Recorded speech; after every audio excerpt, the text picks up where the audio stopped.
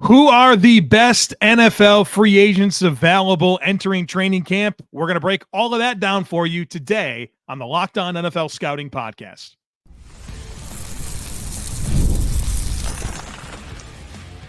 You are Locked On NFL Scouting with the Draft Dudes, your daily podcast for NFL and college football scouting. Part of the Locked On Podcast Network, your team every day. What's better than this? It's guys being dudes here on the Locked On NFL Scouting Podcast. We're the Draft Dudes. I'm Joe Marino from Locked On Bills. He's Kyle Crabbs from Locked On Dolphins.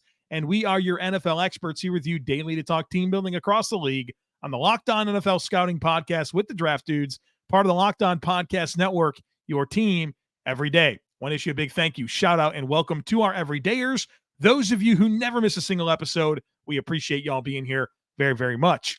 Today's episode is brought to you by FanDuel. Make every moment more. As playoffs wind down, the sports stop sporting like we want them to, but this summer, FanDuel is hooking up all customers with a booster bonus daily. That's right, there's something for everyone, every day, all summer long. Just visit FanDuel.com to get started. Hello, Joseph. I have a question for you. Have you ever done anything where you knew you weren't doing anything wrong, but you were still worried you were going to get in trouble for it? I mean, not in a long time, but as a child, I felt like all the time that was possible. So let me tell you the origin of this story. I'm going to training camp tomorrow, and we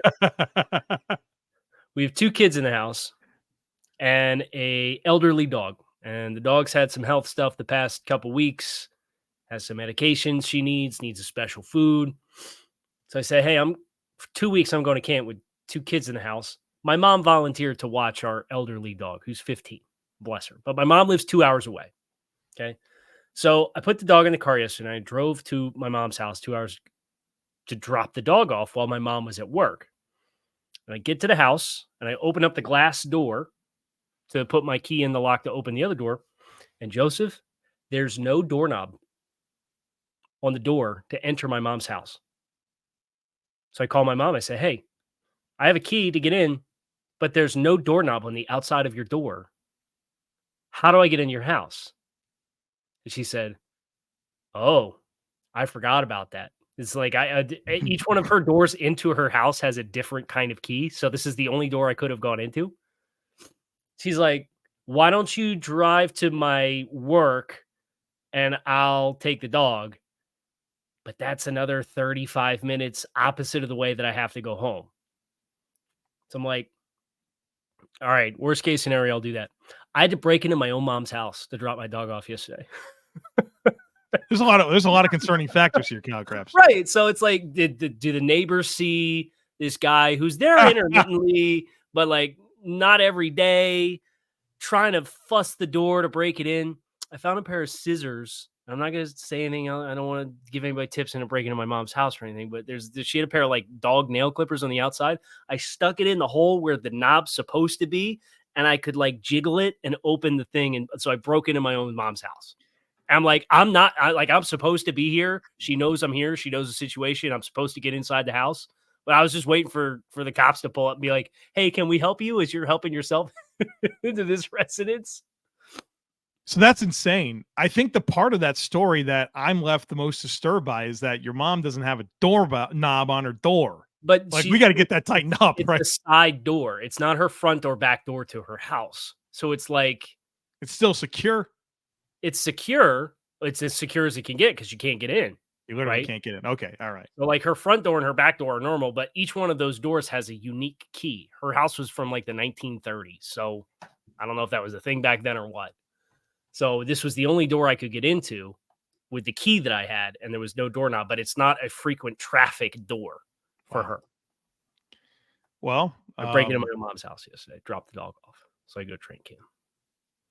We're excited for your on the ground reports from Miami Gardens. Likewise, get that correctly? Baptist Health Training Facility. That's in correct. Miami Gardens. That's Can correct. you go down the slide? Have you been down the slide?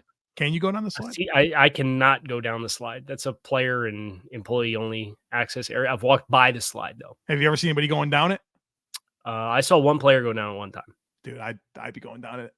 It'd be my primary method of getting down the stairs. Right. But on the slide, Oh, are you kidding me? I'm upstairs in the meeting rooms, and it's time to come down and do my lift at 8 a.m. Yeah, I'm going to ride the slide down. Thanks. Right. Be an important part of my roster construction process. So if I'm Chris Greer, I need to know the players that are going down the slide versus the ones that are taking the elevator. Who's the demographic that this appeals to? Because that's the players we got to sign. Guys with juice, baby. Maybe Emmanuel Ogbah is a slide guy, and that's why surely that explains everything. Emmanuel Ogbah, slide guy. Good segue, but not into defensive linemen. We're doing that a little later. We are looking at remaining free agents that are attractive options at this stage, as I think the vast majority of teams are reporting today. I believe some have been in since the end of last week or whatever, but it's 23 today, I'm pretty sure. 23 teams today. Yeah, so it's like if you need help at a spot, who's out there? Who's an attractive option that's out there? Who can still play? Who's maybe a name, but there's some questions of whether they can still play or if they're going to play. And we're going to start with skill players first, work our way through each of the position rooms, and just kind of look at the free agency landscape that still exists here as we get into camp. All right. Positional, is that kind of our thought here? Quarterbacks, Ryan Tannehill's yeah. like your name. I think Teddy Bridgewater's a high school football coach, so he's right. Ship sailed there. Yeah. Trevor Siemian, Matt Barkley, Jake Fromm, Blaine Gabbert, and didn't Blaine Gabbert retire, so he's not really an option. Not a good time to need a quarterback. No. But if you needed one, I guess you would kick the tires on Ryan Tannehill, right? I mean, there's an established body of work. If you wanted a backup that you felt like could get you through a month's worth of games, but probably not the first month of the season just because it would be a new team, that's probably the only name that's out there.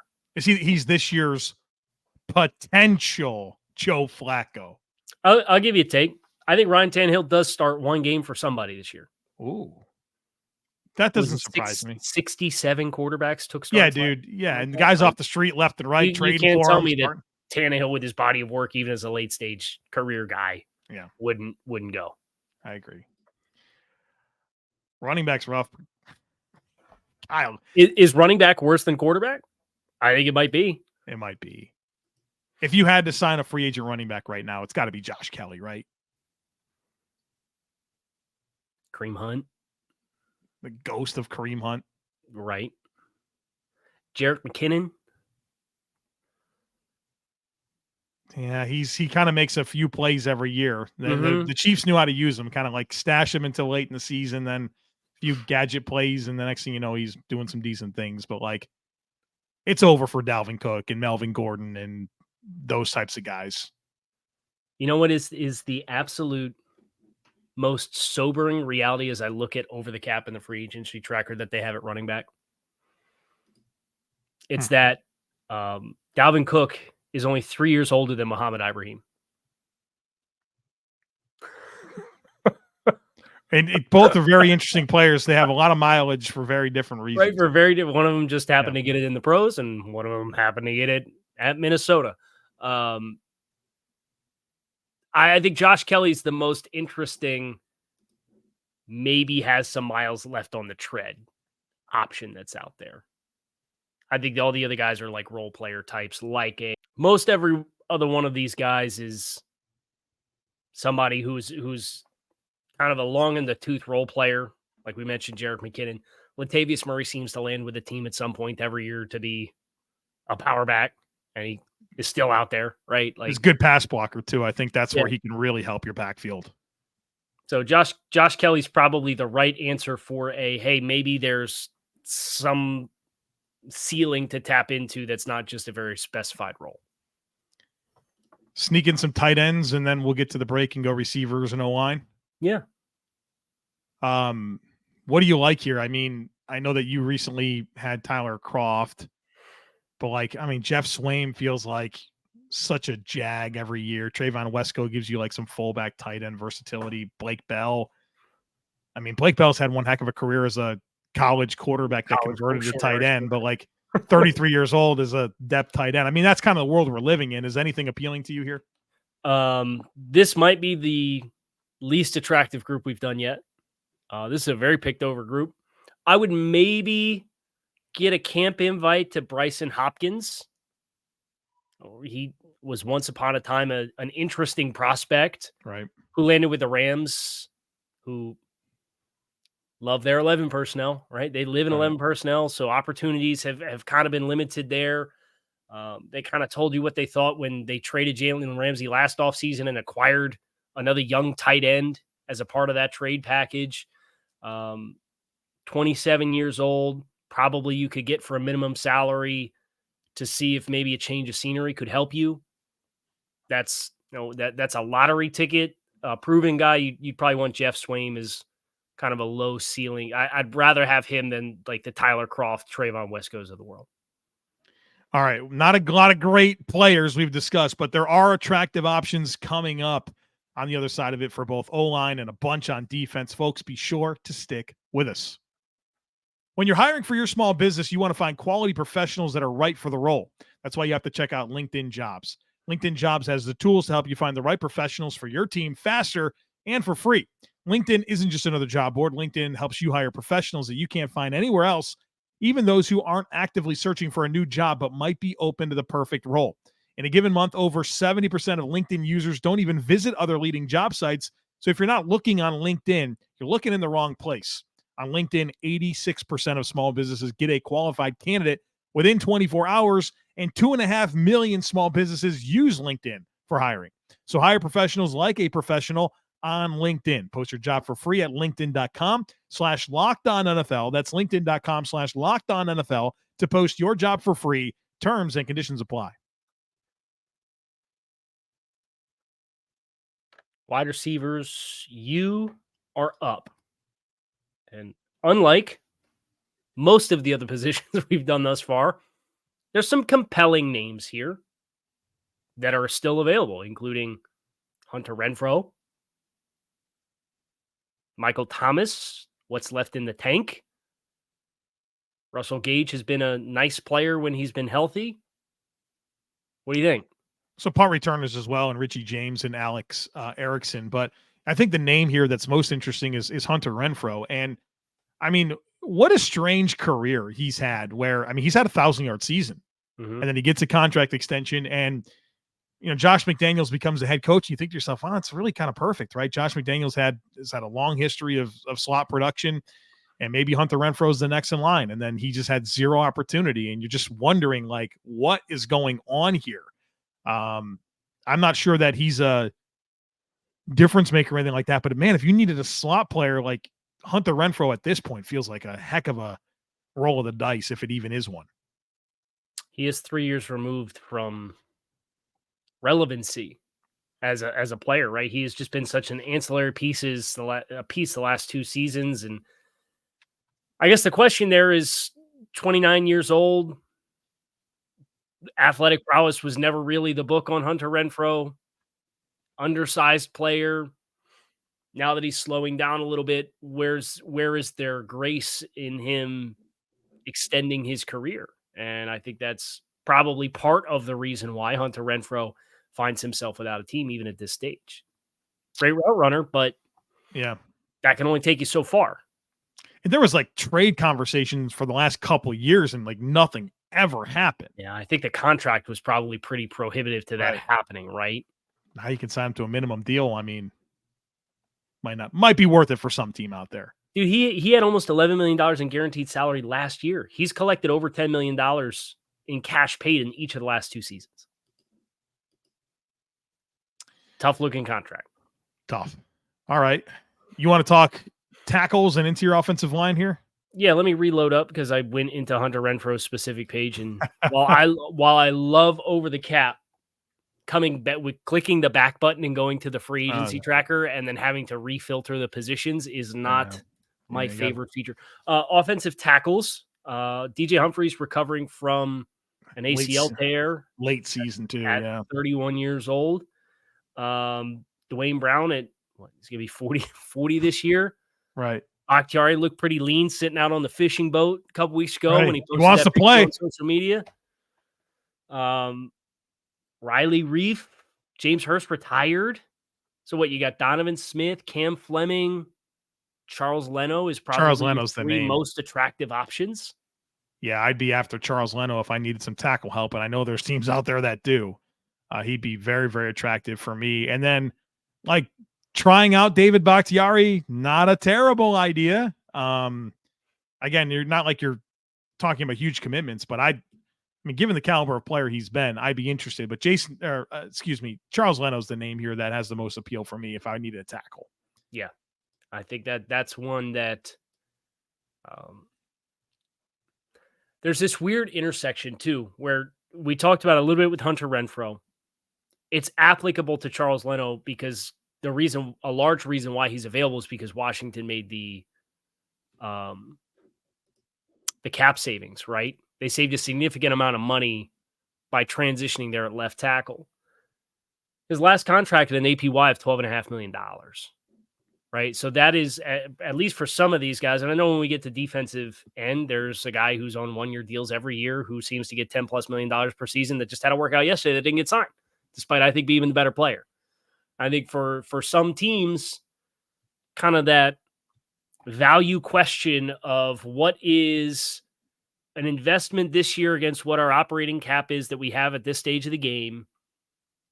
What is the value of that and the potential to carry that over for more long-term pictures versus having a different player and not having to make that short-term concession in the way of cost?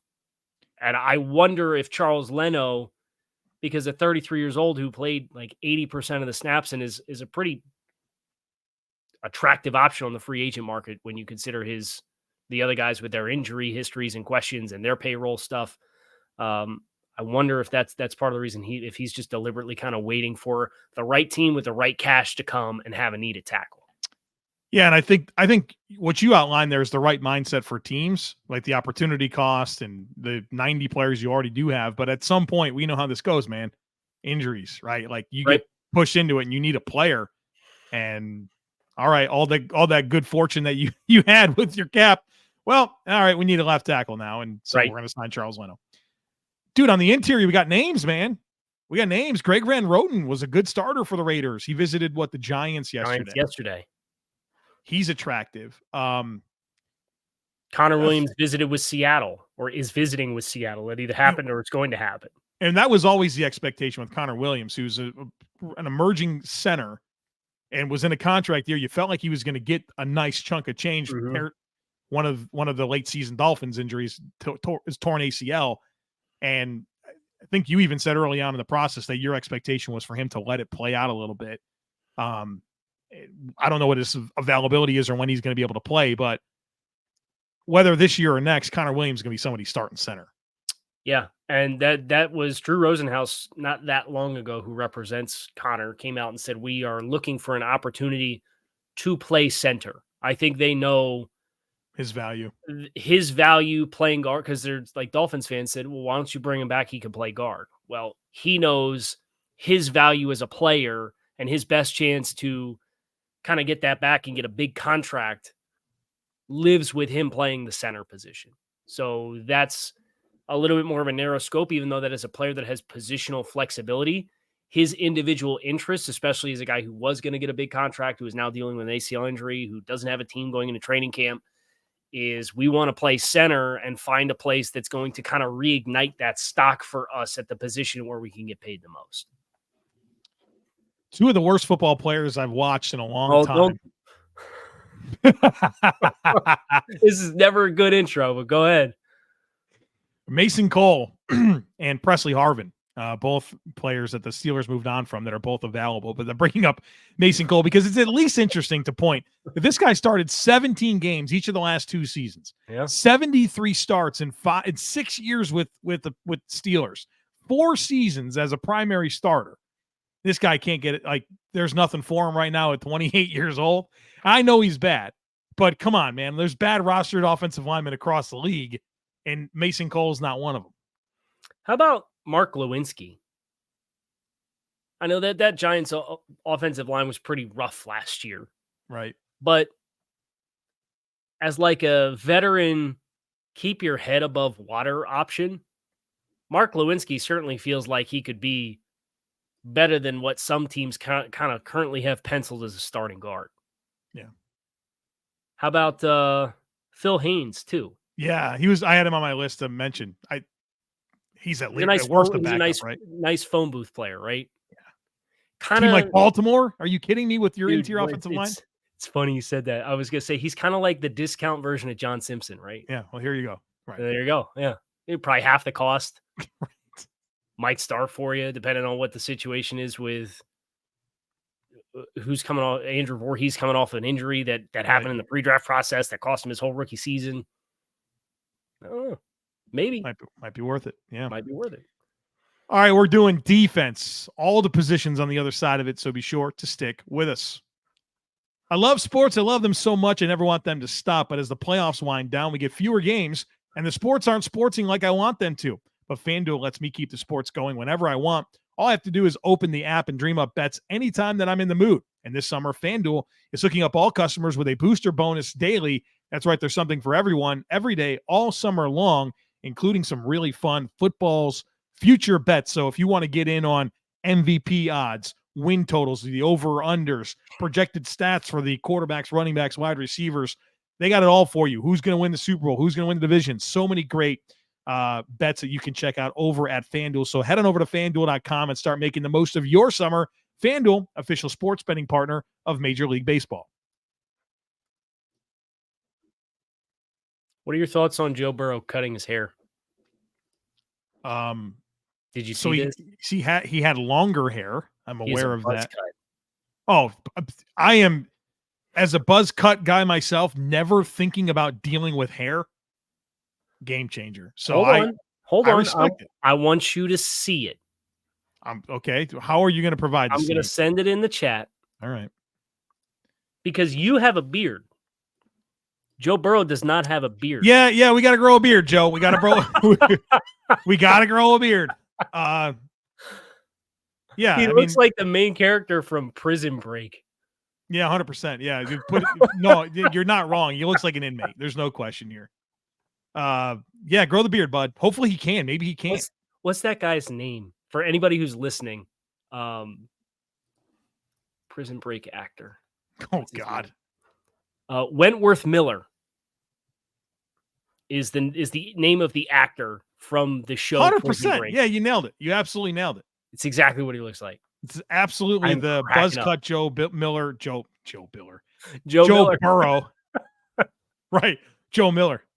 Okay. That's just going to be his alias for the season. All right, we're doing defense now. Yeah. You want to talk about edge rushers? One just signed. Emmanuel Ogbah to the Dolphins. Worked out with Yannick Ngakoue in the aftermath of Shaq Barrett, who is now without a team because he retired over the weekend. I actually think there's some interesting names here. It's just kind of a question. Is they all have their individual questions. Ngakoue is the guy who 69 career sacks, really accomplished pass rusher, still has the good first step, still has a good cross chop. Did you know 2/3 of Yannick Ngakoue's career snaps have come against the pass? For his career. I think there's a reason for that. Right. It's don't play him on 1st and 10. Don't play him on 3rd and 1, right? Like, but it was just very eye-opening to do the profile because when Shaq Barrett retires, you kind of do the research on who's out there.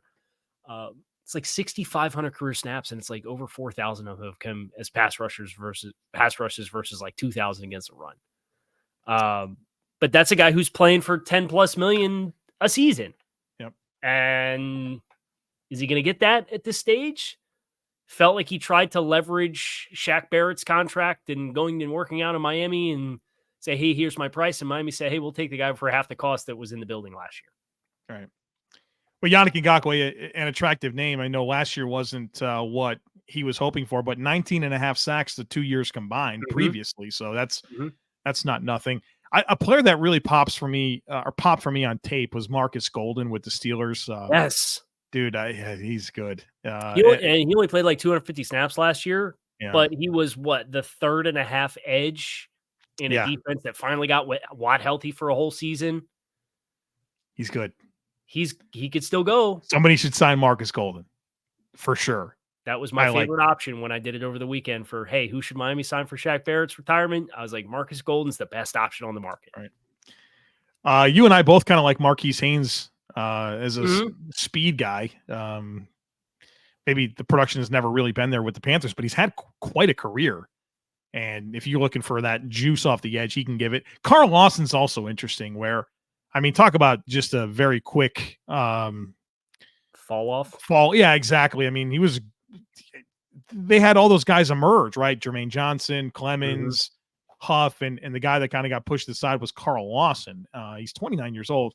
Again, I know there's injuries and stuff like that, but at this point in the process, he's a reasonable player to consider. Yeah. I think the hardest thing for Carl is did not play at all in 2021, then played 58% of the snaps in 2022, and then only dressed for 6 games in 2023 as a part of their rotation. So there's an injury loss there. You can look at, 3 of the last 4 years that he played, he's got 17 and a half sacks. And it's like, yeah, well, one of those seasons was 2019, right? Like it's very quickly become a departure for him versus the production versus the timeline kind of sneaks up on you a little bit with Carl Lawson. I had another name too. Charles Harris, and everybody who's been listening to this program for years knows I'm not Charles Harris's number one fan. But Charles Harris kind of at this stage did a nice job stabilizing his career in Detroit the past, 2 seasons. He's been a pretty modestly effective player as a pass rush kind of rotational guy. That's somebody who, if you're looking for a rotational 10 to 15 snaps a guy, probably not a bad idea to kick the tires on Charles Harris too. Interior defensive line is tough, man. Hopefully you don't need one of those. The options are not really there. My understanding is Lawrence Guy is riding off into the sunset. Yeah, it's my expectation because that would be a name that you would consider. But after that, man, it's like, yikes. Like Mike Purcell, like your most attractive player left. Nick Williams with the Chargers, who's rough. You got some older nose tackles and Al Woods, who got injured with the Jets last year. Linval Joseph came back, played a little bit for the Bills last season, and I thought he was very ineffective. Just a true space eater at this point. So if you're looking for interior defensive line help, sorry. Yeah, you're kind of SOL on that one. Up you know what creek without a paddle. Right. Linebackers, kind of the same boat, right? You got Zach Cunningham is maybe your best option. Quan Alexander. And at some point, some team will sign those players and they will start games. We know what those guys are at this point in their career, right, but they're break glass in case of emergency type signings. Anthony Barr just fell off the face of the earth very quickly too, right? Like he's out there, but nobody wants him. He's not been effective in a while. The Barr saga was he was signing with the Jets and then he didn't. It's been downhill from there. And he went back to Minnesota for a year, right? Right, yeah, you eventually went back to Minnesota. And who did he played with Minnesota last year? I'm going to confirm that, but yes, I'm pretty sure. After a stop in Dallas in 2022, he was back in Minnesota last year for like a cup of coffee. So that's kind of the same thing. It's a more extreme version of the Carl Lawson thing, right? Yeah. And there's not even the sack production that Carl Lawson had either. Okay, so that's pretty much linebacker. Special teams, like if you want a Shaq Quarterman, he can play some special teams, but like if you need someone to start with you for your team, Zach Cunningham, Quan Alexander are probably your 2 most attractive options. Like David Mayo might be the next guy, Josh Woods, but it's not a great situation here. We got some corners though. We have corners. Have teams that need corners too. We have teams that need corners. I don't understand. So this has to be cost, right? Like Adoree Jackson's last average salary was $13 million per. Stephon Gilmore was over 10. Xavien Howard was coming off of 8. I need somebody to sign him because the Dolphins have $4 million in offset money waiting to get collected back into their bank account if he signs. Well, his off the field activities are not assisting with that very well. Really not helping the cause, especially in a very crowded market of like competent and once upon a time or maybe still good corners that are out there. Yeah. Like there's no question Stephon Gilmore can still go. He's a good player last year. Yeah, it's Gilmore, Ahkello Witherspoon, Adoree Jackson are kind of your headliners. And the Broncos defense got better when Fabian Moreau took over for Damari Mathis. Like, that's another name that's somebody. I mean, Eli Apple finds a way to play meaningful snaps for some team every year. I mean, there's names here. Bradley Roby's out there. Let me tell you. In a good corner market, don't sign Eli Apple, would be my advice. Yeah, he'd be down the totem pole, but like compared to some of the Eli Apple at corner compared to some of these tight ends and defensive tackles. Yeah, it's a better resume. And Eli played like 50% of the snaps last year for Miami when it was all said and done, between Ramsey missing time in the first half of the season and then Howard going down at the end of the year. I actually thought he's one of the better tackling defensive backs on the team. He was pretty decent in his run fits in that Fangio scheme, but the coverage stuff on an island, like, he just got picked on to death, like nobody's business.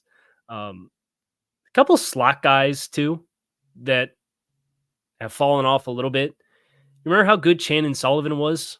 Yeah, I keep seeing. Yeah, he just wasn't it in Pittsburgh, right? Yeah, so maybe there's something there that you can get after, and he signed for like vet minimum last year. Like, if you need some help in that spot with a special team / nickel inside guy, maybe you could kick the tires on a player like that, and it could be interesting too.